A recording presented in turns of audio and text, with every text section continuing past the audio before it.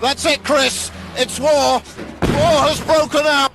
This is a war. That's it. Yes, it's war.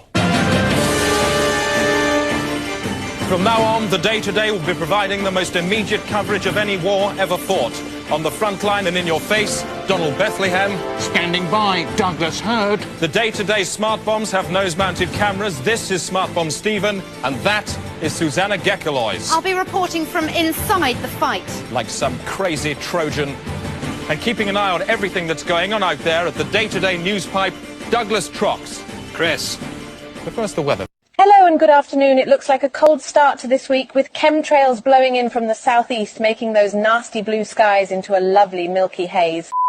Those who bless Israel will be blessed, and those who curse Israel will be cursed. Jews are losing their usual allies. There's only one thing we can do to thwart the plot of these albino shape-shifting lizard bitches. About 10 days after 9/11, I went through the Pentagon and I saw Secretary Rumsfeld and Deputy Secretary Wolfowitz. I went downstairs just to say hello to some of the people on the Joint Staff who used to work for me, and one of the generals called me and he said, "Sir, you got to come in and talk to me a second." I said, "Well, you're too busy." He said, No. He says, "We've made the decision. We're going to war with Iraq." This was on or about the 20th of September. I said, "We're going to war with Iraq. Why?" He said, "I don't know." He said, "I guess they don't know what else to do." So I said, "Well, did they find some information connecting Saddam to Al-Qaeda?" He said, No. He says, "There's nothing new that way. They've just made the decision to go to war with Iraq." He said, "I guess it's like we don't know what to do about terrorists, but we've got a good military and we can take down governments." And he said, "I guess if the only tool you have is a hammer, every problem has to look like a nail." So I came back to see him a few weeks later, and by that time we were bombing in Afghanistan. I said, "Are we still going to war with Iraq?" And he said, "Oh, it's worse than that." He said, he reached over on his desk, he picked up a piece of paper, and he said, I just got this down from upstairs, meaning the Secretary of Defense's office today, and he said, "This is a memo that describes how we're going to take out 7 countries in 5 years, starting with Iraq and then Syria, Lebanon, Libya, Somalia, Sudan, and finishing off Iran.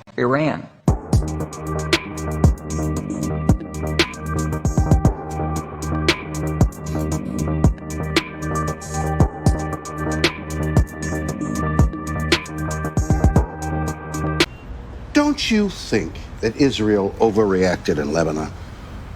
I do. But I suppose one could also look at it in the context of our measured response to 9/11, in which we invaded a country that had nothing to do with it. Everybody, you can't please everybody, and I'm sure there's going to be a bunch of people that, probably disagree and maybe they aren't interested. But I think if you're, if you have a heart, you'll be somewhat touched by it. I mean, his theory is that we don't all have to have the same understanding. Different things appeal to different people at different times, and it's not all logical and making perfect sense. But if it's real and true, it links up and you can connect. Let me ask you ladies something. When you were in high school, were you considered like hot? Yeah. Okay. So I ran into this woman and she said she used to be like this hot chick in high school or whatever. Mm-hmm. And she had completely let herself go. I mean, she was like a fat, obese bitch. Like, well, I'm like, if you were pretty back then, I mean, you're not pretty anymore. You know what I mean? And I feel very sad for your husband that you've decided to just let yourself go like this. I mean, you're obviously 300 fucking pounds. I mean, I doubt the man could pick you up right now and throw you onto the bed or carry you out of the house if it was on fire. And she got very upset, and I just don't understand why. Are you fucking stupid? I don't either. No, I don't get it. I don't understand. I'd say the same. Well, you're rage baiting. No, I'm not. If I was rage baiting, I would say that, what do you think of the... No. Mustn't do that. Forbidden fruit. Some viewers may find the following video disturbing. Viewer discretion is advised. I stimulate the brain, mimic, emulate the same cynic. Keep on thinking it's a fucking gimmick when it ain't. Until the Twin Towers come crumbling down. Oh yeah, right now tonight on prime time, yeah. We're gonna have one whale of a main event right here after this commercial message.